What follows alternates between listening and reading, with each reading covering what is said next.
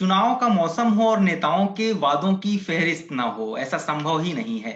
महागठबंधन से लेकर एनडीए तक और चिराग पासवान से लेकर उपेंद्र कुशवाहा तक सभी ने बिहार चुनाव जीतने के लिए वादों की झड़ी लगा दी है।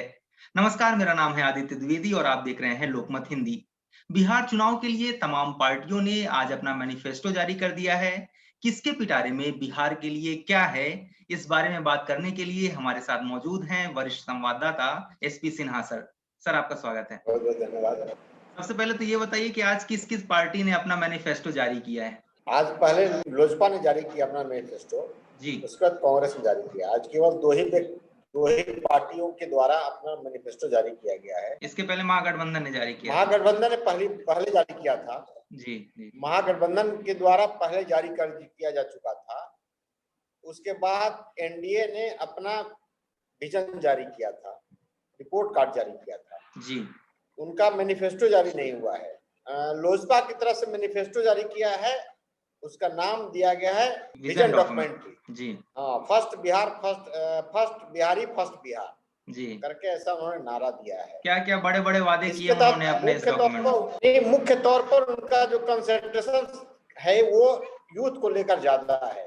जो बात तेजस्वी यादव पहले से कहते चले आ रहे हैं कि युवाओं को नौकरी देने के मुद्दे पर उन्होंने अपना ध्यान उसी पर आकृष्ट किया है। इसके साथ एक नई बात उन्होंने अपनी जोड़ी है कि वो उनकी सरकार अगर बनी तो भव्य मंदिर बनेगा सीता माता का, जी। सीतामढ़ी में। जी। तो ये एक नई बात है जो आज तक शायद बीजेपी के अलावा किसी दल ने धार्मिक भावना पर ऐसी कोई बात नहीं कही थी। तो ये एक बड़ी पहल कही जा सकती है। रही बात युवाओं को लेकर के, तो कमोबेश सभी दलों ने युवाओं को अपनी ओर आकर्षित करने के लिए कुछ कुछ नई बातें कही। जैसे महागठबंधन की ओर जारी हुआ था, उसमें भी नौकरी की बात कही गई थी। आरजेडी ने 10 लाख युवाओं को नौकरी देने की बात कही थी तेजस्वी यादव ने। उन्होंने यहाँ दावा किया था कि 10 लाख लोगों को पहली कैबिनेट में हम नौकरी देने का निर्णय लेंगे। जी। आज कमोबेश वही उसी को दोहराया है कांग्रेस ने भी। 10 लाख लोगों को नौकरी देने की बात उन्होंने कही है। लेकिन उसमें एक नई बात उन्होंने जरूर की है कि जिन्हें नौकरी नहीं दे सकेंगे उन्हें 1500 रुपए महीने बेरोजगारी भत्ता जरूर देंगे। तो ये थोड़ा सा कंट्राडिक्शन मामला है कि अगर नहीं देंगे तो जी। एक तरफ देने की बात आ रही है, एक तरफ कांग्रेस कह रहा है कि जब तक नौकरी दे देते हैं तब तक। तो ये एक महागठबंधन में थोड़ी कंट्रोवर्शियल बात आ गई है। लोजपा की ओर से बात कही गई है, उसमें ये कहा गया है कि विजन डॉक्यूमेंट्री में उन्होंने कहा है कि ये डॉक्यूमेंट्री मैंने तैयार किया अपने पिता के 51 साल के राजनीतिक अनुभव पर। तो राजनीतिक अनुभव के आधार पर ये उन्होंने अपना कंसंट्रेट किया है कि कैसे हम यूथ को अपने ओर आकर्षित कर सके। तो कुल मिला के ये देखा जाए कि आज का लोजपा और कांग्रेस के दोनों ओर से जो जारी किया गया मैनिफेस्टो है वो कुल मिला के यूथ पर ज्यादा है। एक और तबका है बिहार में, कहते हैं बहुत बड़ा वोटर बेस है वो किसानों का, और किसान काफी परेशान भी रहते हैं, सूखा, बाढ़, हर चीज तो वहाँ आपदाएं आती रहती हैं। तो उसके लिए कांग्रेस ने आज अपने मैनिफेस्टो में क्या रखा है किसानों के लिए खासकर, और एलजेपी ने भी अगर कुछ हाँ, उसने ये कहा है कि हम उनकी कर्ज माफी करेंगे। जी। कांग्रेस ने ये कहा है कि हम उनकी कर्ज को माफी करेंगे जो उन्होंने लोन लिया है, प्लस फ्री बिजली देंगे। तो फ्री बिजली और कर्ज माफी के अलावा ऐसा कोई उन्होंने वादा नहीं किया किसानों के लिए कि जो बात हो। उन्होंने ये जरूर कहा है कि किसानों को ट्रैक्टर जो लेना होगा उसके लिए अब कोई रजिस्ट्रेशन नहीं करना होगा। पहले ये था कि ट्रैक्टर लेने के बाद उनकी रजिस्ट्रेशन होता रहा है, हर राज्यों में कमोबेश होता है। ऐसा कहीं नहीं देखने को मिला है कि जहाँ रजिस्ट्रेशन न होता हो। जी। एक नई बात जो है कि रजिस्ट्रेशन फ्री ट्रैक्टर, लेकिन अब इसमें कितने परसेंट लोग ट्रैक्टर ले पाएंगे, कितनी की क्षमता है, ये तो देखने लायक बात होगी। अच्छा, ये एक सवाल करेगा कि इनके पास कितनी क्षमता है। ये एक सवाल उठ सकता है कि जब महागठबंधन ने अपना मैनिफेस्टो जारी कर ही दिया था तो कांग्रेस ने अलग से क्यों जारी किया, क्योंकि और पार्टी आरजेडी ने अपना अलग से नहीं किया, और जो पार्टियां हैं महागठबंधन की उन्होंने अलग से नहीं किया, कांग्रेस ने क्यों किया? कांग्रेस का कहीं ना कहीं ये बात मन में है कि हम अलग से कुछ खड़ा होने का प्रयास करें। जी। बिहार में इतिहास है कि कांग्रेस का अगर बिहार में नेस्तनाबूद अगर कहीं हुआ है तो उसका मुख्य कारण लालू की पार्टी रही है। आज जो बिहार में कांग्रेस हाशिए पर गई, उसके पीछे कोई और कारण नहीं रहा। लालू ने कांग्रेस पार्टी को नेस्तनाबूद जमींदोज कर दिया। अब लगातार वो पिछलग्गू बने रहे। सबसे बड़ी राष्ट्रीय पार्टी रही है जी कांग्रेस, आज मजबूरी में या जिस कारण से कहा जाए तो लालू के साथ वो बनी हुई है। तो ये मैनिफेस्टो जारी करने के पीछे ये माना जा रहा है कि कहीं ना कहीं लालू से अपने को बाहर दिखाने के तौर पर कांग्रेस ने ये मैनिफेस्टो जारी किया है।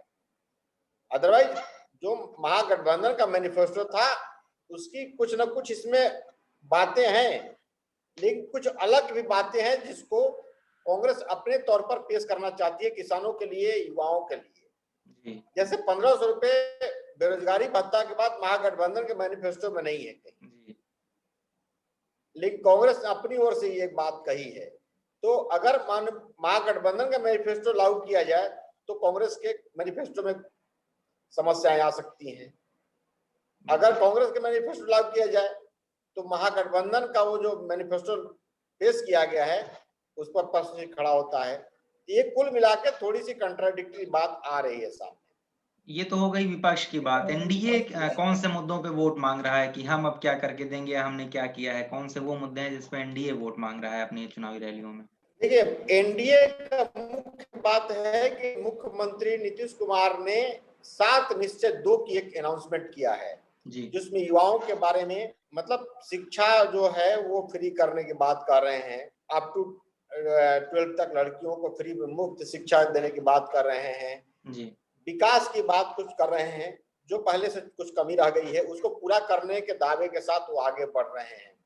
वो कोई नई घोषणा नहीं कर रहे हैं कि जिसके चलते हम ये कह सके कि ये बातों को उन्होंने नजरअंदाज किया है। तो वैसी कोई नई घोषणा जैसे महागठबंधन या कांग्रेस की ओर से की जा रही है या अन्य दलों की ओर से, वो नई बातें कुछ समावेश उसमें नहीं है।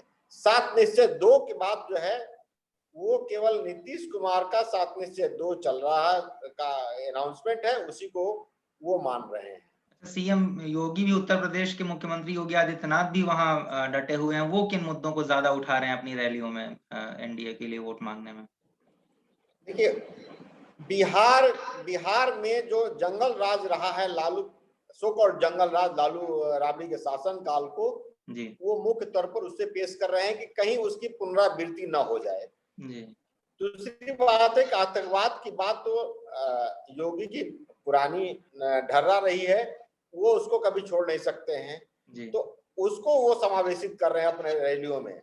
लेकिन मुख्य उनका कंसंट्रेशन लालू राबड़ी पर अटैक ही है कि इतने 15 सालों के शासन काल में बिहार की जो स्थिति थी उसको नीतीश कुमार ने किस तरह से, किस हद तक संवारा है। कहीं ऐसा ना हो उनकी पुनरावृत्ति से वो पुनः वापस आ जाए। आज राजनाथ सिंह भी, रक्षा मंत्री भी बिहार में थे जी। उन्होंने उसी मुद्दों को ज्यादातर केंद्रित किया कि लालू के शासन काल में कौन किस प्रकार से ये अराजक माहौल था।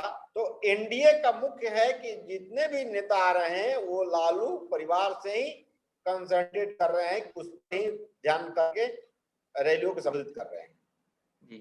चलिए सिन्हा जी, बहुत बहुत शुक्रिया हमारे साथ इस मुद्दे पर बात करने के लिए कि किस पार्टी के पिटारे में क्या क्या वादे हैं, क्या क्या योजनाएं हैं। आगे भी हम बिहार चुनाव से जुड़ी खबरों के लिए आपके पास आते रहेंगे, हमारे दर्शकों तक खबरें पहुंचाते रहेंगे। आपका बहुत बहुत धन्यवाद। और इस वीडियो को अगर आप फेसबुक पर देख रहे हैं तो हमारे पेज को लाइक और फॉलो कर लीजिए, और अगर यूट्यूब पर देख रहे हैं तो हमारे चैनल को सब्सक्राइब कर लीजिए। धन्यवाद।